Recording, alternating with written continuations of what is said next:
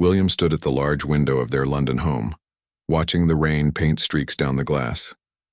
The morning news was playing softly in the background, but he wasn't really listening.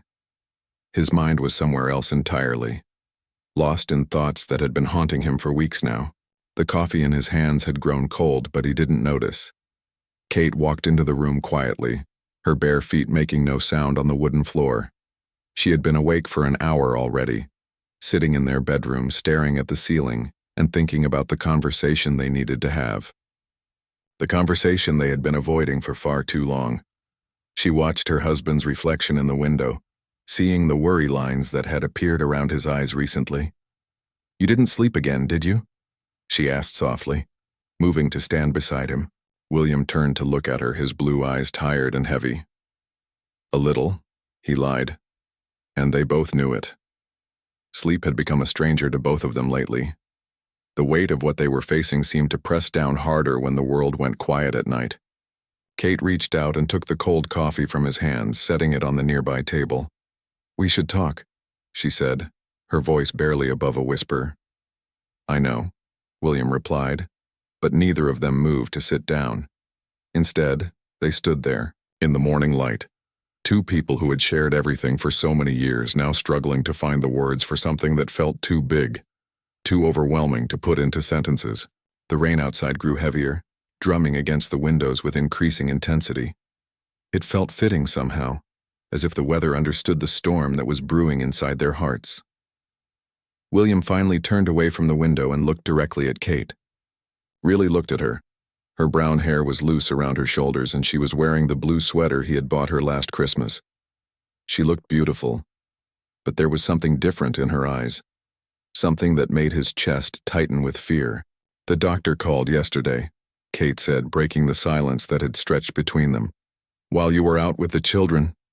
William's hands clenched into fists at his sides. He had been hoping, praying even, that the call wouldn't come, that somehow the tests would show they had made a mistake, that everything would be fine. But the look on Kate's face told him everything he needed to know. "What did he say?" William asked, though part of him didn't want to hear the answer. Kate moved to the sofa and sat down heavily, as if her legs could no longer support her. William followed, sitting beside her but not quite touching. The space between them felt like an ocean, even though it was only inches.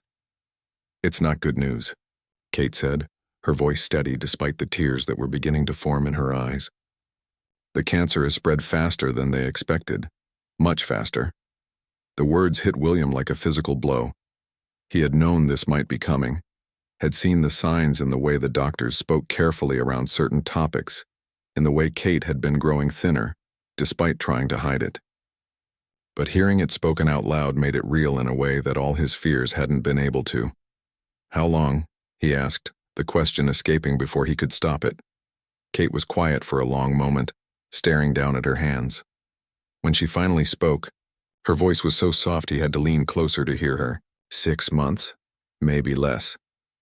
The room fell completely silent except for the rain outside. William felt like the world had stopped spinning, like time itself had decided to pause and let them absorb this impossible reality. 6 months. After 15 years of marriage, after building a life together, after planning for decades more of shared tomorrows, they had 6 months.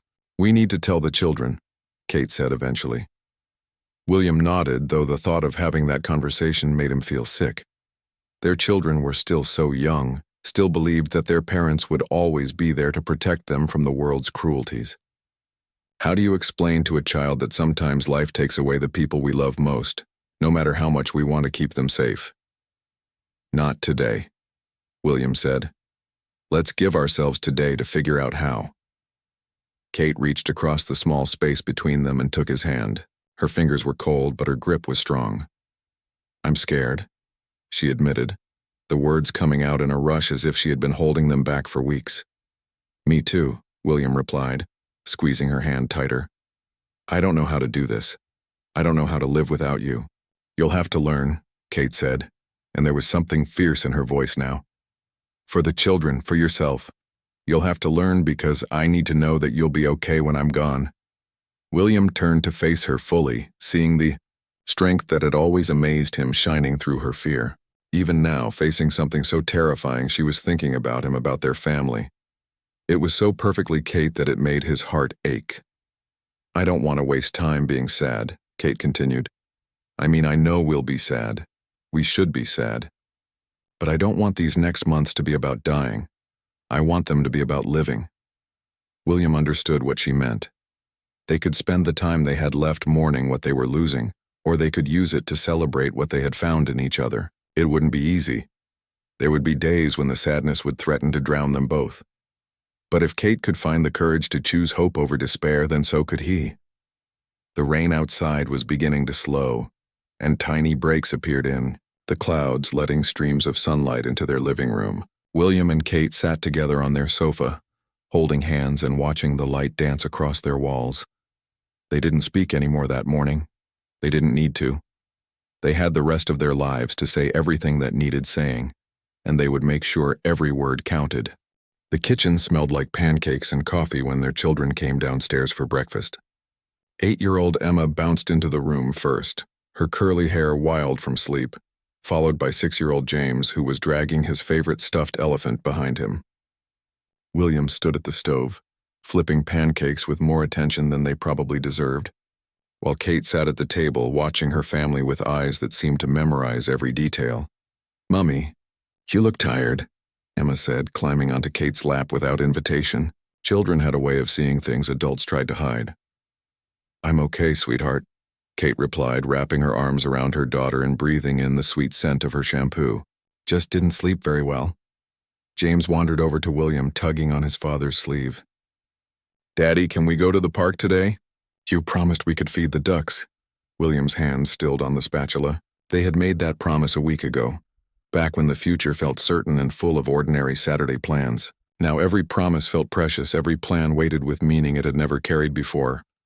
"Of course we can," William said, turning to smile at his son. "Right after breakfast." Kate watched her husband's face, seeing how he was working to keep his voice normal, cheerful. She knew him well enough to see the effort it took. They had agreed to tell the children soon, but not yet.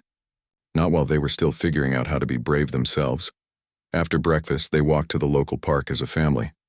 It was one of those perfect autumn days when the air was crisp, but the sun was warm and the leaves were just beginning to turn colors. Emma ran ahead to the duck pond while James stayed between his parents, still clutching his elephant and chattering about everything he saw. "Look, there's Mr. Drake," James announced, pointing to a particularly large duck that had become his favorite during their weekly visits. "He remembers me." Kate laughed, a real laugh that surprised her with its normalcy. "I think you're right. He's swimming right over to us." They spent an hour at the pond feeding breadcrumbs to the ducks and watching their children's faces light up with simple joy.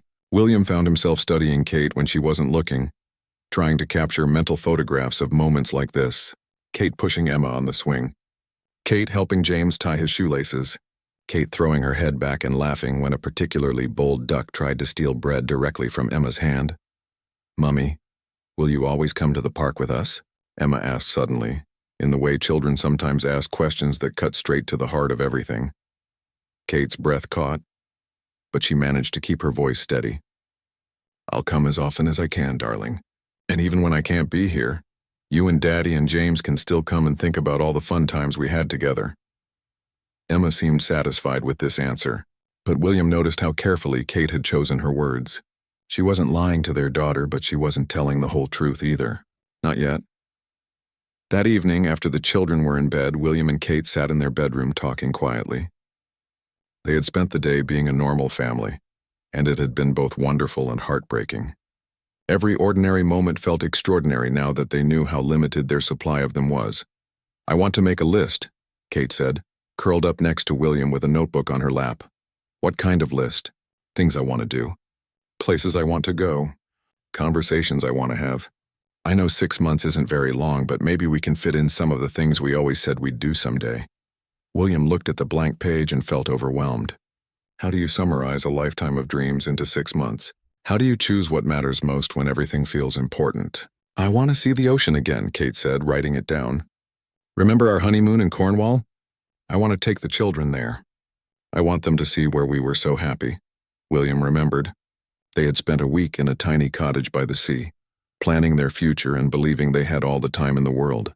Kate had collected shells on the beach every morning, and they had talked about bringing their children there someday. "I want to finish the photo albums," Kate continued.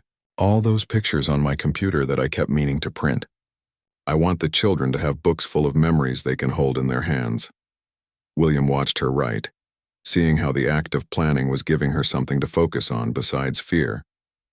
"I want to teach Emma how to braid hair," Kate added. "And I want to help James learn to read chapter books. I want to write them letters for their birthdays, for their graduations, for their wedding days." The list grew longer as the evening went on. Some items were big adventures, others were tiny daily moments. Kate wanted to bake Christmas cookies with the children even though Christmas was months away. She wanted to have tea parties with Emma and build pillow forts with James. She wanted to dance with William in their kitchen one more time. "What about you?" Kate asked. "What do you want?" William was quiet for a long time. Finally, he said, "I want to learn how to be the parent they'll need when you're gone. I want to know all the things you know about making them feel safe and loved. I want to be enough for them." Kate set down her pen and turned to face him fully. "You already are enough," she said firmly. "You've always been an amazing father. You just haven't had to do it alone before." "I don't know how to do their hair," William said, and Kate could hear the panic creeping into his voice. "I don't know which songs you sing to them when they're scared, or how you always know exactly what to say when they're upset. I don't know how to be you." "You don't have to be me," Kate said, reaching for his hand. "You just have to be you. The father who builds the most elaborate train tracks and tells the best bedtime stories and gives the best hugs in the world. The children don't need you to replace me. They need you to be their daddy." William felt tears threatening, but he fought them back. There would be time for crying later. Right now, Kate needed him to be strong, to believe that their family would survive this somehow.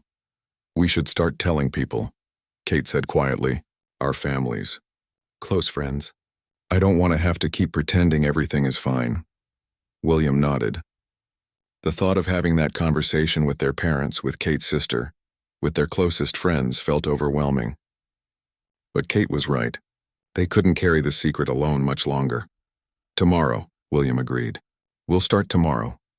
They fell asleep that night with Kate's list between them, full of hopes and plans that would have to fit into whatever time they had left.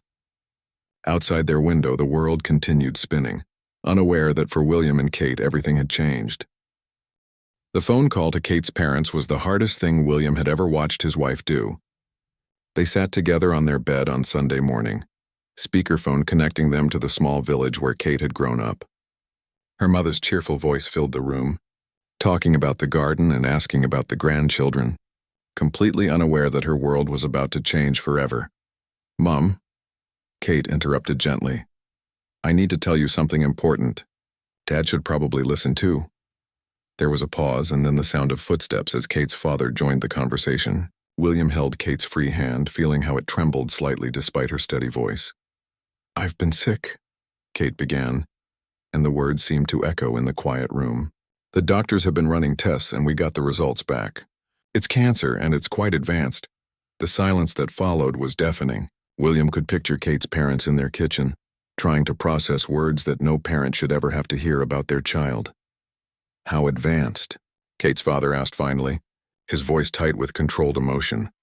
6 months, maybe less," Kate replied, and William heard her mother's sharp intake of breath through the phone. What followed was 20 minutes of tears, questions and desperate suggestions for second opinions and experimental treatments. Kate answered everything patiently, explaining that they had already consulted with multiple specialists, that they had explored every option. Her parents wanted to drive down immediately, but Kate asked them to wait a few days. She needed time to tell the children first. After they hung up, Kate sat quietly for a moment, then suddenly burst into tears. Not the gentle, sad tears William had seen before, but deep, wrenching sobs that seemed to come from somewhere primal and raw. "I'm so sorry," she cried, and William pulled her into his arms, confused. "Sorry for what?" "For doing this to them. To you, to the children. I'm sorry for getting sick and ruining everyone's life." William held her tighter, feeling anger rise in his chest. Not at Kate, never at Kate, but at the unfairness of it all. "You didn't choose this," he said firmly. "This isn't your fault. You have nothing to be sorry for." But Kate continued crying, releasing months of held-back fear and guilt. William let her, understanding that she needed this moment to fall apart before she could be strong again. The conversation with William's parents went differently. His father, a former military man, listened to the news with stoic silence, while his mother immediately began making practical plans. Who would help with the children? What did they need? How could they support the family through this? It was exactly what William had expected and exactly what he needed. His parents had always been the type to respond to crisis with action rather than emotion. They would grieve later in private. Right now, they were building a support system. By Tuesday, they knew they couldn't delay telling the children any longer. Emma had started asking pointed questions about why Mummy seemed sad, and James had begun clinging to Kate more than usual, as if he sensed something was wrong even if he couldn't name it. They decided to tell them together. In the living room where they had spent so many happy evenings as a family, Kate had researched how to explain terminal illness to young children, reading articles and books until her eyes hurt. But no amount of preparation felt like enough. "We need to have a serious talk," William began, settling onto the sofa with James on his lap while Kate sat beside Emma. Both children immediately grew quiet, sensing the gravity in their parents' voices. "Sometimes people get very sick," Kate said gently, "and doctors try their best to make them better, but sometimes they can't fix what's wrong." Emma's eyes widened with understanding that came too quickly. "Are you very sick, Mummy?" "Yes, sweetheart. I am. Are you going to die?" The question came from James, spoken with the matter-of-fact directness that only children possess. Kate's breath caught, but she answered honestly, "Yes, darling. I am going to die, but not today and not tomorrow. I have some time left to spend with you and Daddy and to make lots of good memories." What followed was an hour of questions, tears, and reassurances. Emma wanted to know if she would get sick too. James asked if they could give some of their medicine to Mummy to make her better. Both children needed constant reminding that they were safe, that Daddy would take care of them, that being sad was okay, but that they were still allowed to be happy sometimes too. "Will you still be able to come to my school play?" Emma asked, and Kate felt her heart break at the careful hope in her daughter's voice. "I'm going to try my very best," Kate promised, "and if I can't be there, Daddy will be, and I'll want to hear all about it." That night, both children slept in their parents' bed, curled up between William and Kate like they used to do when they were smaller. William lay awake listening to their breathing, marveling at how resilient children could be. After the initial shock and tears, Emma and James had simply accepted this new reality and moved on to practical matters. Would Mummy still make their favorite cookies? Could they still have movie nights? When Mummy went to heaven, would she be able to see them? Kate had answered every question with patient honesty, and William had watched in amazement as she somehow made the incomprehensible seem manageable to their young minds. "How are you so brave?" he whispered to her in the darkness. "I'm not brave," Kate whispered back. "I'm terrified, but they need me to be strong right now, so I will be." Over the next few days, word spread through their circle of family and friends. The responses varied wildly.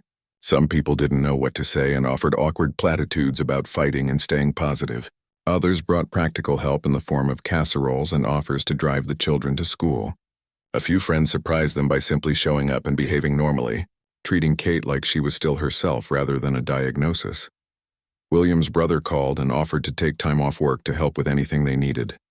Kate's sister drove down from Scotland and spent an entire day helping Kate organize photo albums, both of them crying and laughing as they sorted through years of family pictures. The hardest responses came from people who couldn't handle the news at all. Some friends simply disappeared, unable to face the reality of what was happening. Others became overly emotional every time they saw Kate, treating her like she was already gone. Kate found these reactions exhausting, and William began screening visitors and phone calls to protect her energy. "I don't want to spend my last months comforting other people about my death," Kate told him one evening after a particularly difficult visit from an old friend who had spent the entire time crying. William understood. Everyone was grieving in their own way, but Kate shouldn't have to manage everyone else's emotions on top of her own fear. He became more protective of their time, more selective about who they saw and how they spent their precious days. The children adapted with the remarkable resilience that only the young possess. They still played and laughed and worried about normal childhood concerns. But William noticed small changes. Emma stayed closer to home, turning down sleepovers with friends. James asked Kate to lie down with him every night at bedtime, as if he needed to make sure she was still there. Both children began creating small gifts for Kate with touching frequency. Drawings, handmade cards, carefully picked flowers from the garden. Kate treasured each offering, understanding that this was how they were learning to show love in the face of loss. October arrived with crisp mornings and golden afternoons, and Kate felt the precious nature of time in a way she never had before. Every sunrise felt like a gift, every sunset like a gentle reminder that they were one day closer to goodbye. But instead of making her feel panicked, this awareness brought an unexpected peace. She found herself noticing things she had always taken for granted. The way James hummed unconsciously while playing with his toys, the sound of Emma's laughter echoing from the garden, the feeling of William's hand finding hers in the darkness before sleep. They had started their list in earnest now. Last weekend they had driven to Cornwall with the children, staying in the same village where they had honeymooned 15 years ago. The cottage they had rented back then was no longer available, but they found a small bed and breakfast that overlooked the same stretch of beach where Kate had collected shells as a newlywed. Emma and James had been enchanted by the ocean, running along the water's edge and shrieking with delight when the waves chased their feet. Kate had sat on the sand watching them, trying to burn the image into her memory. William had built elaborate sandcastles with the children while Kate walked slowly along the shoreline, collecting shells just as she had all those years ago. For the memory box, she had explained to Emma, who insisted on helping choose the prettiest ones. They were creating memory boxes for each of the children now, filling them with photos, letters, small treasures, and recordings of Kate reading their favorite stories. It was William's idea, and Kate had been grateful for something concrete she could leave behind. "When you miss me," she had explained to James while they decorated his box together, "you can look through these things and remember all the fun we had." "But I want you to stay," James had replied with the simple honesty of a 6-year-old. "I know, baby. I want to stay too.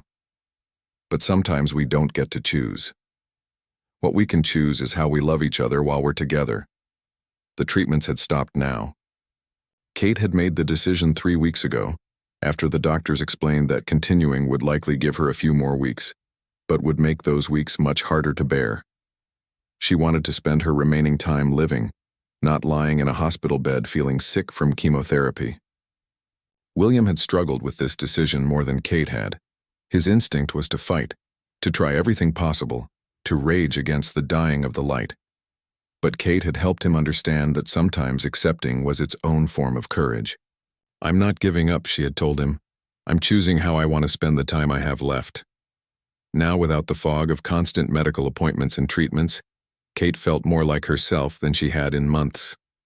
She was tired more often, and she was getting thinner despite her best efforts to eat. But her mind was clear and her spirit felt surprisingly strong. She had finished the photo albums, staying up late many nights to print and organize years of digital memories. Each album told the story of their family, their wedding day, the children's births, family vacations, birthday parties, quiet moments at home. Kate wrote captions for each photo, wanting Emma and James to know the stories behind the pictures. The letter writing had been harder.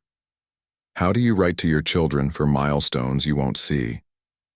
Kate had started with their next birthdays, then moved on to graduations, wedding days, the birth of grandchildren she would never meet. Some letters were practical, full of advice about everything from heartbreak to home repairs.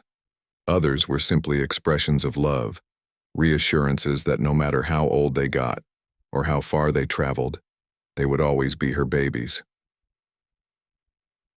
William had found her crying over Emma's 18th birthday letter one evening, and she had let him read it. "I don't know what kind of young woman she'll be," Kate had written, "but I know she'll be brave and kind and beautiful, because she already is all of those things.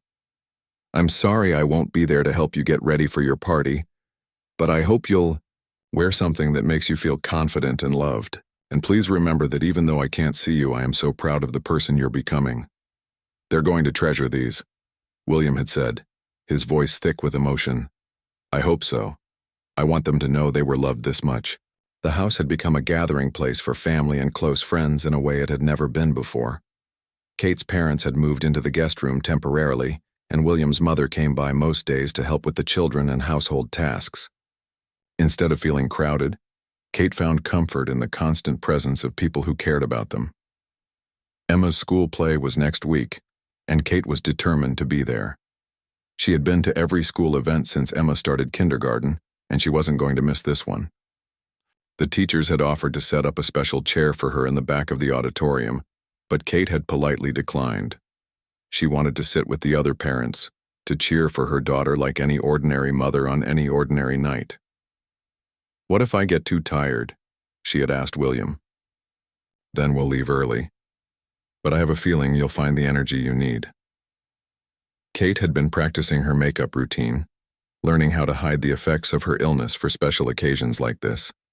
She wanted Emma to look out into the audience and see her mummy looking proud and normal, not sick and fragile. James had started having nightmares, waking up crying and asking if Mummy was still alive.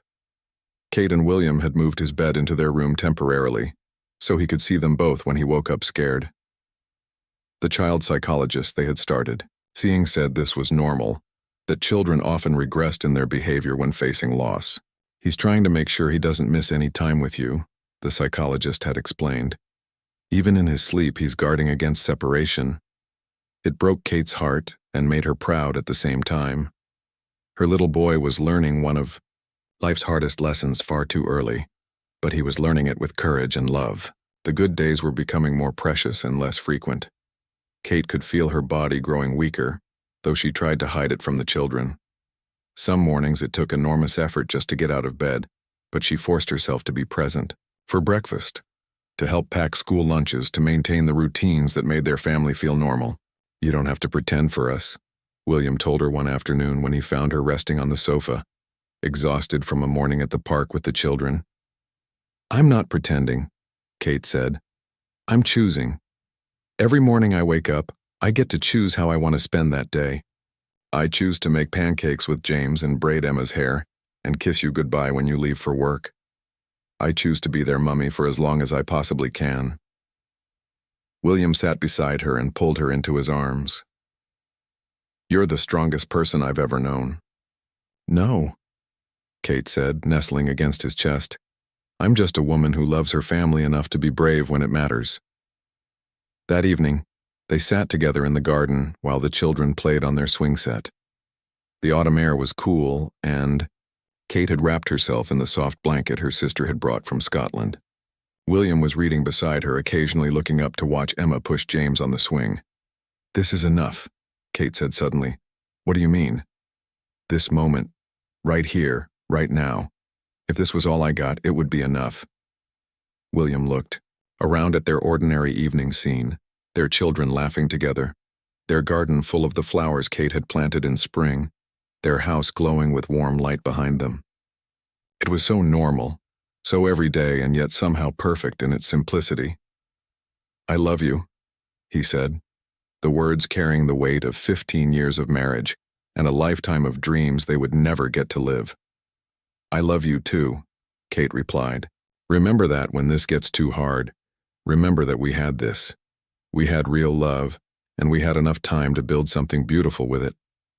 As the sun set behind their house, painting the sky in shades of pink and gold, William and Kate sat together in comfortable silence, watching their children play and holding on to a moment that felt like forever. Emma's school play was everything Kate had hoped it would be. She sat in the fourth row of the small auditorium, wearing her favorite dress and the coral lipstick that Emma had helped her choose that morning. When Emma appeared on stage as a singing tree in the autumn-themed production, Kate's heart swelled with pride so fierce it took her breath away. "There's Mummy," Emma had whispered loudly to the little girl playing a squirrel beside her, pointing directly at Kate in the audience. Kate had waved back, ignoring the tears streaming down her face, and watched her daughter perform with the confidence and joy that made her so special. After the show, Emma ran to them still wearing her brown tree costume, her face glowing with excitement. "Did you see me, Mummy? Did you see my solo part?" "I saw every second," Kate replied, hugging her daughter tight. "You were absolutely magnificent." William took pictures of Kate and Emma together, both of them laughing at something James said about Emma looking like a chocolate tree. Looking at those photos later, no one would know that Kate had spent the morning in bed, gathering strength for this one precious evening. November brought colder weather and shorter days, and with them undeniable changes in Kate's condition. She needed help getting dressed some mornings, and climbing the stairs left her breathless, but she also found unexpected moments of joy in the simplest things. The taste of her morning tea seemed richer somehow. The sound of rain on the windows felt like music. The weight of James curled up against her during story time was the most perfect feeling in the world. I think I'm learning how to be happy and sad at the same time, she told William one evening as they wrapped Christmas presents together in their bedroom. They were celebrating Christmas early this year, in case Kate wasn't well enough to enjoy it in December. William looked up from the toy truck he was wrapping for James. "What do you mean?" "I'm heartbroken that I'm leaving you all," Kate said, carefully folding paper around a book for Emma. "But I'm also so grateful for every day I've had with you. I'm sad about all the things I won't get to see, but I'm happy about all the beautiful memories we've made. I didn't know it was possible to hold both feelings at once, but they don't cancel each other out. They just exist together." William set down his wrapping paper and moved to sit beside her on the bed. "I love the way your mind works," he said. "Even now you're teaching me how to see things differently." Kate leaned against his shoulder. "I want you to remember that feeling after I'm gone. The happiness alongside the sadness. I don't want you to feel guilty for laughing or enjoying things. Promise me you'll let yourself be happy again." "I promise to try," William said, and Kate heard the doubt in his voice. "Not try," she said firmly. "Promise me you'll find joy again. Maybe not tomorrow, maybe not next year, but someday. The children need to see that it's possible to keep living fully even after you lose someone you love." William was quiet for a long moment.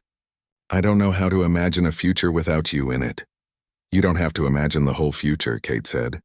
"Just imagine tomorrow, then the day after that. Take it one moment at a time until eventually you're okay again." Christmas in November was magical in ways Kate hadn't expected. They decorated the tree together on a crisp Saturday morning, with hot chocolate and Christmas music filling the house. Emma and James hung ornaments with the careful concentration they brought to all important tasks, while Kate directed from the sofa, wrapped in blankets but fully present. "The angel goes on last," James announced, holding up the tree topper they had bought during their first Christmas as a married couple. "That's right," Kate said. "Daddy will lift you up so you can put it on the very top." Watching William hoist James up to crown their tree, Kate felt a profound sense of completion. This was her family. These were her people. She had been part of creating something beautiful and lasting, even if she couldn't stay to watch it continue growing. That afternoon, they opened presents with an intensity that surprised Kate. The children tore through wrapping paper with their usual enthusiasm, but there was something different about the way they handled each gift. Emma held each new book like it was treasure. James immediately wanted to play with every toy, as if he needed to enjoy them all right away. Kate's gifts to William were practical things he would need when she was gone. A cookbook full of the children's favorite recipes, a journal where she had written down important dates and details about the children's preferences, a warm scarf for the long winter ahead. But her final gift was a small wrapped box that made William's hands shake when he opened it. Inside was a simple gold locket engraved with their wedding date, and inside the locket was a tiny photo of the four of them from their Cornwall trip. "For when you need us close to your heart," Kate said. William's gifts to Kate were different. A soft cashmere shawl in her favorite shade of blue, a collection of poetry books she had always meant to read, a beautiful journal with blank pages. "For your thoughts," he said. "Whatever you want to write down." That night, after the children were asleep, Kate and William sat by their Christmas tree, surrounded by the comfortable chaos of a family Christmas. Kate was writing in her new journal while William read beside her, their feet tangled together under a shared blanket. "What are you writing?" William asked. Kate looked up from her page. "Letters to you. For after. I want you to have words from me when you need them." William felt his throat tighten. "Kate, it's okay," she said gently. "It helps me to write them. It makes me feel like I'm not really leaving if part of me is still here in words you can read whenever you need to hear my voice." The next week brought a visit from Kate's childhood best friend, Sarah, who had flown in from Australia as soon as she heard the news. Kate had been nervous about this visit, unsure if she had the energy for intense emotional conversations. But Sarah surprised her by arriving with a suitcase full of photo albums from their teenage years and a determination to spend their time laughing rather than crying. "Remember when we thought we were so mature at 16? Sarah said, showing Kate pictures of them at their school formal, wearing dresses they had thought were the height of sophistication. "You made me practice dancing in your kitchen for 3 hours before that dance," Kate replied, grinning at the memory. "And you still stepped on poor Michael Thompson's feet the entire night." They spent hours going through old photos and telling stories that made Kate feel young again. Sarah shared updates about her life in Sydney, her own children, her work as a teacher. For a few precious hours, Kate felt like herself again. Not a dying woman, but simply a friend catching up with someone who had known her since childhood. "I'm going to miss you so much," Sarah said on her last evening, and it was the first time either of them had acknowledged the real reason for this visit. "I'm going to miss you too," Kate replied. "But look at all the good memories we have. That's not nothing. That's everything." As November drew to a close, Kate could feel her body surrendering in small ways each day. Tasks that had been difficult became impossible. Energy that had been limited became almost non-existent. But her spirit felt clearer than ever, as if approaching the end had stripped away everything unnecessary, leaving only love and gratitude and peace. "I'm ready to transition to hospice care," she told William one morning, the words coming out more easily than she had expected. William had been dreading this conversation, but he also felt relief that Kate felt ready to make the decision. They had talked about it with her doctor weeks ago, planning for when the time felt right. "At home?" William asked. "At home," Kate confirmed. "I want to be here with you and the children." "Surrounded by our things and our life together." Within a few days, their bedroom had been transformed into a comfortable space with a hospital bed, oxygen equipment, and round-the-clock nursing support. But it still felt like their room, with Kate's favorite books on the nightstand and family photos covering every surface. The children adapted to this new normal with the same resilience they had shown throughout Kate's illness. They would curl up on the bed with her to watch movies, bring her their artwork from school, and tell her about their days with the same enthusiasm they always had. "Mummy's bedroom is the best place in the house now," James announced to his grandmother one afternoon, and Kate had smiled at the simple acceptance in his voice. She was still their mummy. She was still here, and for now that was enough. December arrived quietly, bringing with it the kind of peaceful days Kate had hoped for. The hospice nurses had become part of their extended family, caring for Kate with gentle efficiency while helping William learn to manage her medication and comfort needs. The house felt full of love and support, with family members taking turns staying overnight and friends dropping by with meals and quiet company. Kate's world had become smaller, centered around her bedroom and the people she loved most. But within that smaller world, every moment felt magnified and precious. She found deep satisfaction in simple things, listening to William read aloud from books they had enjoyed together, feeling Emma's small hand stroking her hair, watching James play with his cars on the floor beside her bed. "Tell me about when you were little," Emma asked one afternoon, snuggled against Kate's side while snow fell softly outside the window. Kate smiled, remembering the countless times she had asked her own mother the same question. "When I was your age, my mother used to braid my hair every morning before school, just like I do for you. And I had a little brother who was always getting into trouble, kinda like James. Did you know you would be a mummy someday?" "I hoped I would be," Kate said honestly. "I used to practice taking care of my dolls and imagine what my children would be like. But I never imagined they would be as wonderful as you and James actually are." Emma was quiet for a moment, then asked, "When you're in heaven, will you still be able to see us?" Kate had thought carefully about how to answer questions like this. She wanted to be honest without frightening the children, hopeful without making promises she couldn't keep. "I don't know exactly what heaven is like," she said, "but I believe that love is the strongest thing in the universe. And my love for you is so big and so strong that I think it will always be with you, even when I can't be here in person. So if I really miss you, I can think about your love and feel better." "That's exactly right, sweetheart. And whenever you do something brave or kind or wonderful, you can remember that you learned how to be those things because you are my daughter." These conversations had become precious to Kate. The children's questions helped her find ways to articulate her own hopes and beliefs about what came after death. She wasn't afraid anymore, which surprised her. The fear had gradually been replaced by a deep sense of completion and readiness. William spent most of his time at Kate's bedside now, working from his laptop when she slept and talking quietly with her when she was awake. They had said most of the important things already, but they found comfort in revisiting memories and sharing small observations about their children. James has been building the most elaborate Lego cities, William told her one evening. He says he's making a place where families never have to say goodbye. Kate smiled at this, understanding her son's need to create a world where love didn't have to end. And Emma? She's been writing stories. All of them are about brave girls who go on adventures. I think she's figuring out how to be the heroine of her own life. They're going to be okay, Kate said, and it wasn't a question anymore. They're going to be sad and they're going to miss me terribly, but they're going to be okay because they have you and because they know they're loved. William nodded, though Kate could see the fear still lingering in his eyes. I keep thinking about all the things I won't know how to do. Girl talks with Emma when she's a teenager, explaining things about growing up, knowing when they need their mom instead of their dad. You'll figure it out, Kate said with quiet confidence. And when you don't know what to do, you can ask yourself what I would want for them. The answer will always be the same, for them to feel loved and safe and free to be themselves. Kate's sister had been staying with them for the past week, helping with the children and household management. She had taken over the bedtime routine, reading stories and singing the lullabies Kate no longer had the energy for. But the children still wanted Kate to say goodnight to them, so they would come to her bedside for final hugs and kisses before sleep. "Sweet dreams, my loves," Kate would whisper as they kissed her cheek. "Remember that Mummy loves you bigger than the sky." "Bigger than the ocean," Emma would respond, continuing their favorite game. "Bigger than the whole universe," James would add.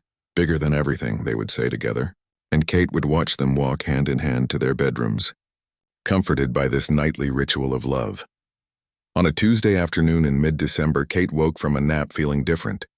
Not worse exactly, but changed in a way that made her understand her time was becoming very short.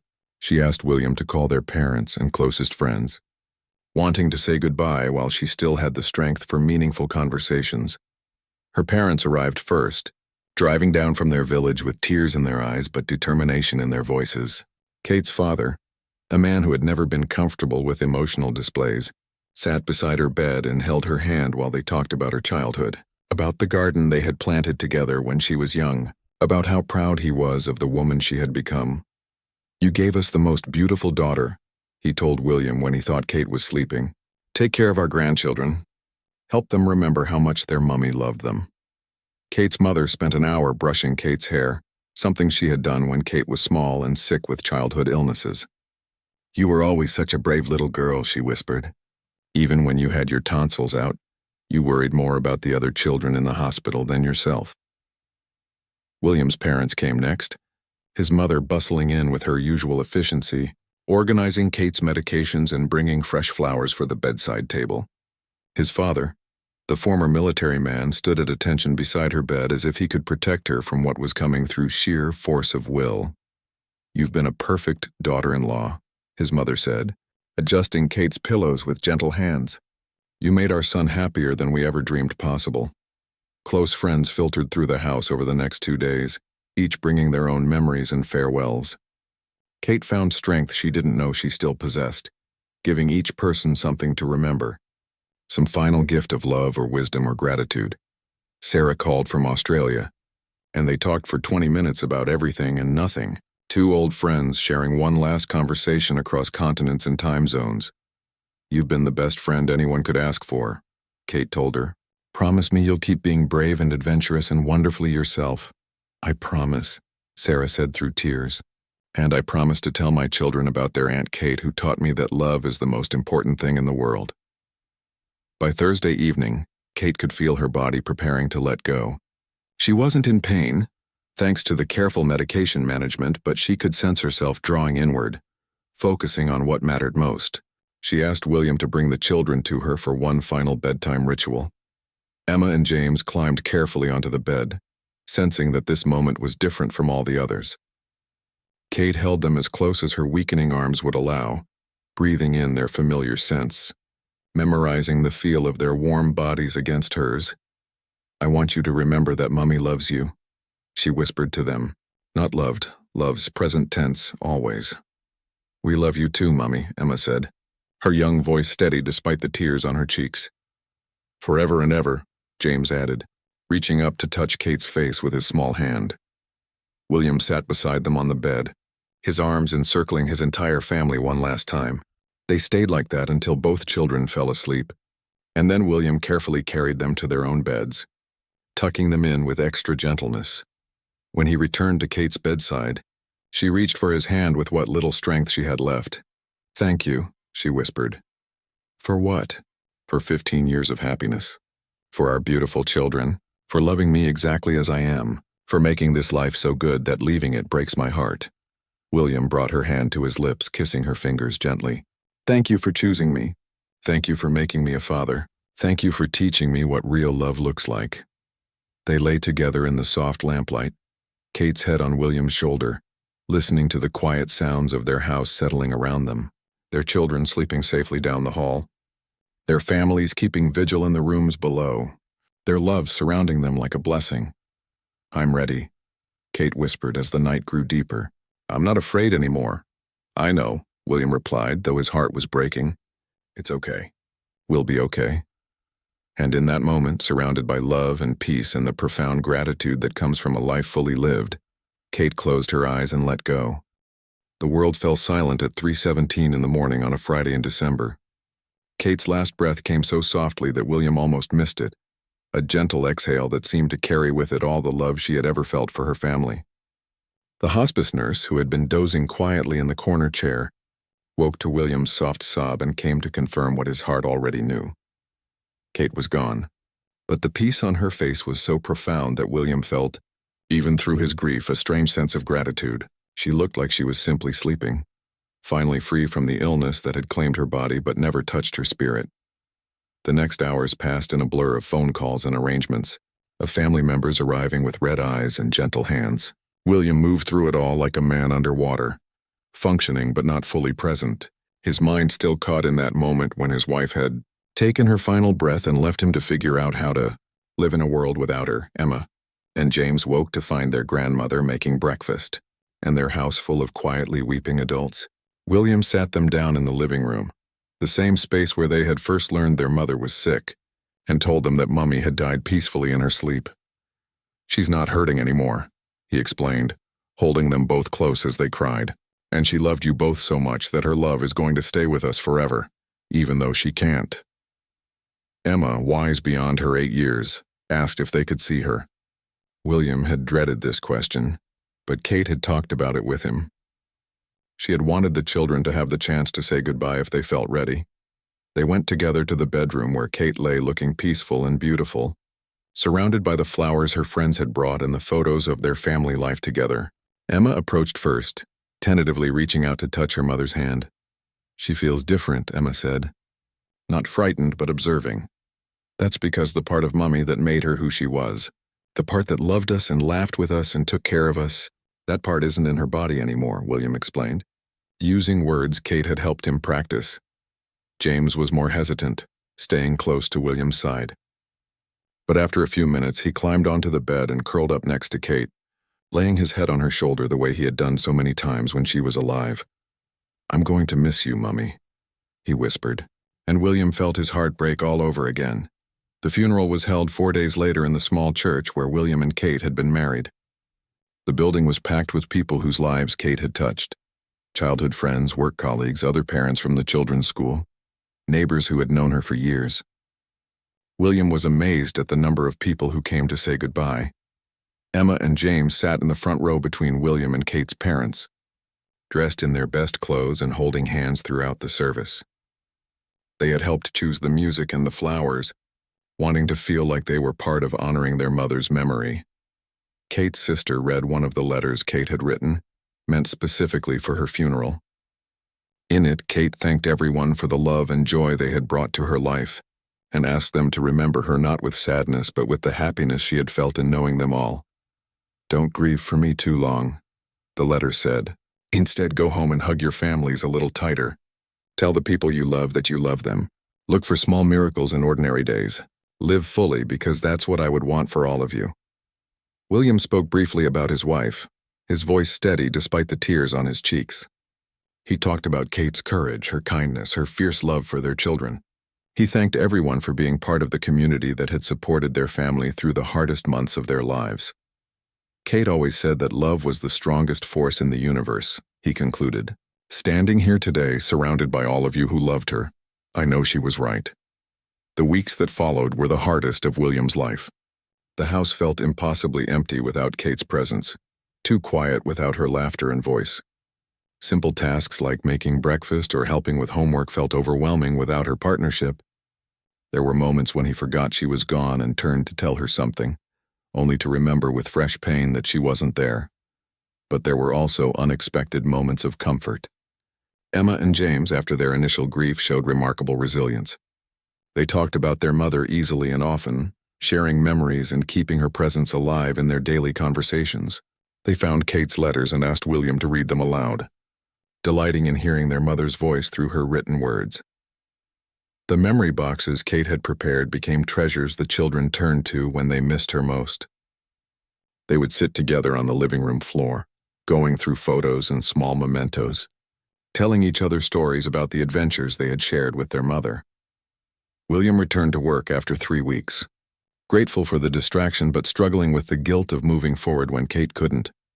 His colleagues were patient and supportive, understanding when he needed to leave early for school plays and parent conferences that he now had to navigate alone. The first major milestone came in February, when Emma turned 9. William had dreaded this day, worried about how to make it special without Kate there to plan and celebrate. But he found one of Kate's letters addressed specifically to Emma's 9th birthday, full of love and pride and specific instructions for the kind of party Emma would enjoy. Following Kate's guidance, William organized a small gathering with Emma's closest friends, complete with the chocolate cake Kate had described in detail and the art supplies she had suggested for party activities. When Emma blew out her candles, she looked directly at Kate's photo on the mantelpiece and said, "Thank you, Mummy, for the best birthday ever." James's 7th birthday in April was easier, partly because William was learning how to carry on their family traditions while creating new ones. He read Kate's letter to James privately, then helped his son plant flowers in the garden, something Kate had specifically requested in her instructions for this day. "Mummy said flowers are like love," James told his father as they worked in the dirt together. "They keep growing even when you can't see them getting bigger." Summer brought new challenges and unexpected joys. William took the children back to Cornwall, staying in the same bed and breakfast where they had vacationed with Kate. It was painful to be there without her, but it was also comforting to return to a place where they had all been so happy together. Emma and James collected shells on the beach, adding them to the memory boxes Kate had started. They built sandcastles and played in the waves, and William found himself able to laugh at their antics without feeling guilty about experiencing joy. "Mummy would love this," Emma said as they watched the sunset from the same spot where William and Kate had stood as newlyweds. "She is loving this," William replied, and he found that he meant it. Kate's love for their family hadn't ended with her death. It lived on in every moment of happiness they shared, every tradition they continued, every way they chose to honor her memory by living fully. As autumn arrived again, marking a full year since Kate's diagnosis, William realized that while the grief hadn't disappeared, it had transformed. The sharp, breathless pain of early loss had evolved into a gentler sadness mixed with profound gratitude. He missed Kate desperately, but he no longer felt lost without her. Emma and James had grown in ways that amazed him. They were more compassionate, more appreciative of small joys, more aware of how precious their family relationships were. They spoke of their mother naturally and often, keeping her memory alive through stories and photographs and the values she had taught them. One evening in December, almost exactly a year after Kate's death, William found both children in his bedroom, looking through photo albums together. They were laughing at pictures from their Cornwall trip, pointing out funny faces they had made and adventures they had shared. "Daddy, come look at this one," James called out, pointing to a picture of Kate building a sandcastle with them both. "Mummy looks so happy here." William sat down beside them, studying the photo, Kate's face was radiant with joy and love, her arms around both children as they proudly displayed their architectural creation. It was the Kate he wanted to remember always, vibrant, loving, fully present in the moment. She was happy, William said. She was so proud of both of you, and she loved our family so much. She still loves us, Emma corrected gently. She just loves us from far away now. You're absolutely right, William agreed, pulling both children into a hug. She loves us from far away, and we love her right back. As they sat together surrounded by memories and photographs, William felt Kate's presence in the room as clearly as if she were sitting beside them. Not in any supernatural sense, but in the love that filled their family, in the strength they had found together, in the way they had chosen to honor her memory by continuing to live with joy and hope. The world had fallen silent for a moment when Kate died, but it had filled with sound again, the laughter of their children, the voices of friends and family who continued to support them, the echo of Kate's own voice in the letters she had left behind and the lessons she had taught them about love. William understood now what Kate had meant when she said love was the strongest force in the universe. It had carried them through the darkest months of their lives, and it would continue to carry them forward into whatever came next. Kate was gone, but she was also everywhere, in Emma's kindness, in James's curiosity, in William's determination to be the father their children needed. Their final embrace had indeed spoken what words couldn't, that love transcends death, that families can survive even the most devastating losses, and that sometimes the greatest act of love is teaching the people you care about how to live without you. The world fell silent, but only for a moment. Then it filled again with the sound of life continuing, love enduring, and a family learning that goodbye doesn't have to mean the end of everything beautiful they had shared together.